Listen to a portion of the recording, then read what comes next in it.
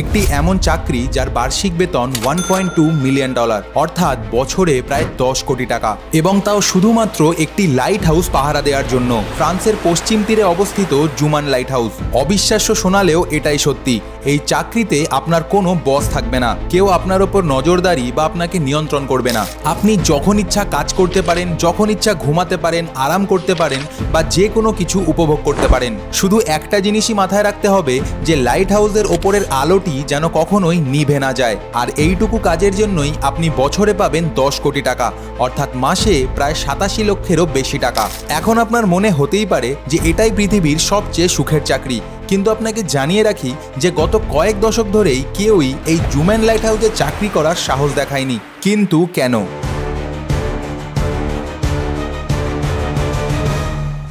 কেন জুমান লাইট হাউসকে পৃথিবীর সবচেয়ে বিপজ্জনক এবং রহস্যময় লাইট হাউস হিসেবে ধরা হয়, এর কারণ জানার পর হয়তো আপনিও এই চাকরি করার কথা ভাববেন না। নমস্কার, আমি অঙ্কিত, আর আপনারা দেখছেন ঠিক বেঠিকের আরও একটি নতুন পর্ব।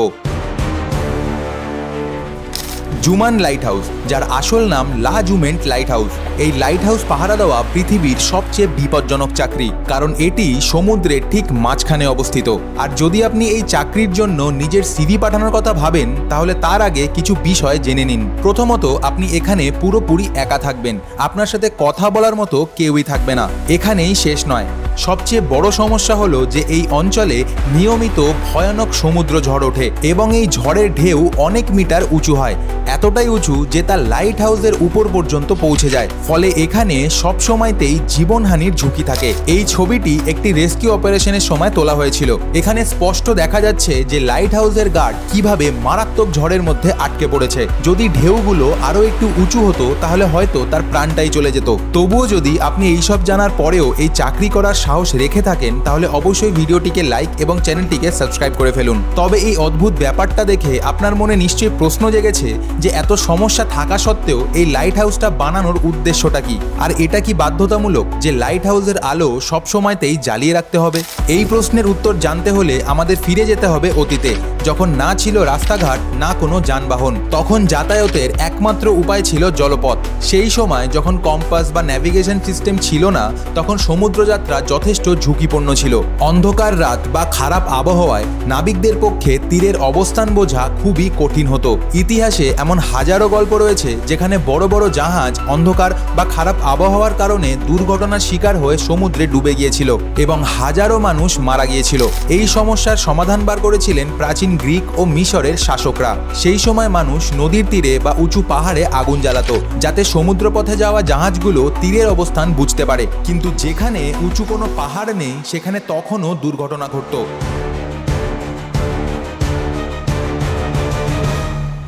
1873 সালের 5ই মার্চ ওই রাতে SS অ্যাটলান্টিক নামের জাহাজটি উত্তর আটলান্টিক মহাসাগরে যাত্রা করছিল। তখন হঠাৎই জাহাজটি একটি ভয়াবহ সমুদ্র ঝড়ের মুখোমুখি হয়, কিন্তু সহজেই সেই ঝড়টি পার হয়ে যায়, যার কারণে জাহাজের ক্যাপ্টেন এবং জাহাজে থাকা হাজারো মানুষ স্বস্তির নিঃশ্বাস ফেলে। কিন্তু তখনও তারা কেউই জানতো না যে এটা ছিল শুরু। কিছুক্ষণ পরই চারিদিকে কুয়াশা নেমে আসে, আর অন্ধকারে জাহাজের ক্যাপ্টেন কিছুই দেখতে পায় না। রাত প্রায় 3:15 সময় এক লুকআউট সামনে থেকে ঢেউয়ের কিছুতে বাড়ি খেয়ে ফিরে আসার সংকেত পান, এবং সেটা সঙ্গে সঙ্গে জাহাজের ক্যাপ্টেনকে গিয়ে জানান। লুকআউট হলো এমন লোক যারা জাহাজের চারিপাশে নজর রাখে এবং কোনো বিপজ্জনক সংকেত পেলে তা জাহাজের ক্যাপ্টেনকে গিয়ে জানায়। কিন্তু ততক্ষণে অনেক দেরি হয়ে গেছিল।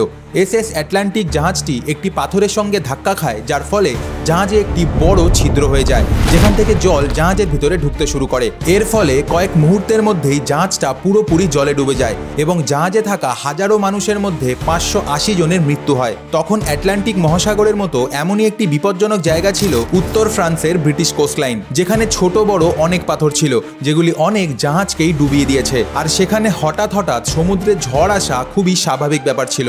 1896 সালে ড্রাম ক্যাসেল নামের একটি জাহাজ ফ্রান্সের কাছে একটি পাথরের সঙ্গে ধাক্কা খায় এবং নিমিষের মধ্যেই 250 জনকে নিয়ে ডুবে যায়। এবং ওই বছরই একটি সমুদ্র ঝড়ে 50টিরও বেশি নৌকা ডুবে গিয়েছিল এবং অনেক নাবিকের মৃত্যু হয়েছিল। এই ঘটনার পর ফরাসি সরকার সিদ্ধান্ত নেয় যে ওই অঞ্চলে একটি শক্তিশালী লাইট হাউস বানানো হবে যাতে জাহাজগুলোকে বিপদ থেকে রক্ষা করা যায়। আর এখান থেকে শুরু হয় জুমান লাইট হাউসের নির্মাণ। কিন্তু এটা অতটা সহজ ছিল না। টানা 10 বছর ধরে এই লাইট হাউস নির্মাণের চেষ্টা ব্যর্থ হয়, কারণ প্রতিবারই বড় বড় ঢেউ এবং ঝড় এর নির্মাণ ধ্বংস করে দিত।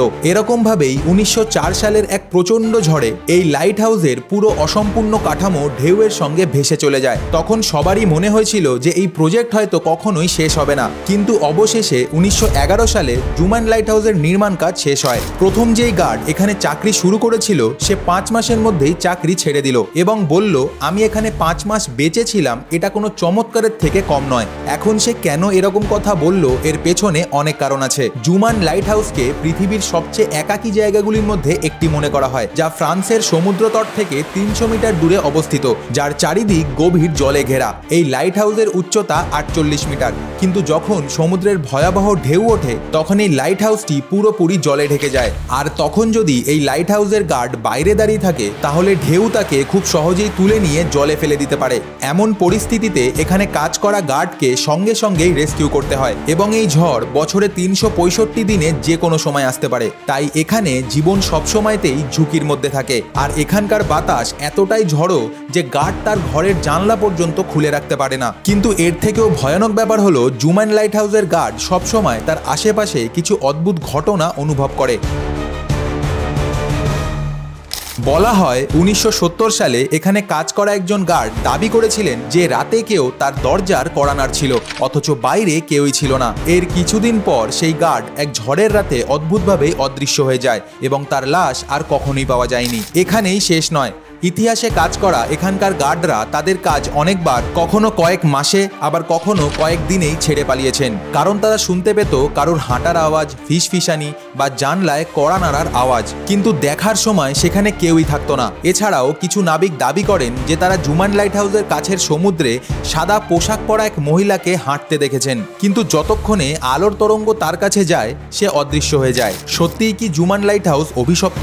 এই নিয়ে অনেকেই বিশ্বাস করেন যে জুমান লাইট হাউস শাপিত হতে পারে, কারণ এর আশেপাশে হাজার হাজার নাবিকের মৃত্যু হয়েছে এবং হয়তো তাদের আত্মারা আজও এখানে ঘুরে বেড়াচ্ছে। যদিও বিজ্ঞান বিশ্বাসীরা মনে করেন যে এখানকার ভয়ানক পরিবেশ এবং তীব্র বাতাস মানুষের মনকে প্রভাবিত করে, যার ফলে তারা অদ্ভুত কিছু অনুভব করতে থাকে। এখন এই রহস্যময় লাইট হাউসের সত্যি কি তা আজও এক ধাঁধা। বর্তমানে বিশ্বের সব দেশের লাইট হাউসকেই অটোমেটিক করে দেওয়া হয়েছে, আর 1991 সালের পর থেকে জুমান লাইট হাউসে আজ অব্দি কোনো গার্ড পা রাখেনি এবং বর্তমানে সেটাও অটোমেটিক্যালি চালানো হয়। এবার তাহলে বলুন, আপনি যদি কখনো সুযোগ পান তাহলে আপনি কি জুমান লাইট হাউসের এই ঝুঁকিপূর্ণ কাজ করতে চাইবেন?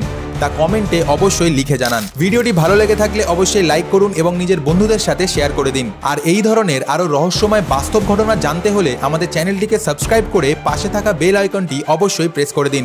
আজকের জন্য এটুকুই। দেখা হচ্ছে আবার পরের ভিডিওতে। সকলে সুস্থ থাকবেন, ভালো থাকবেন। নমস্কার।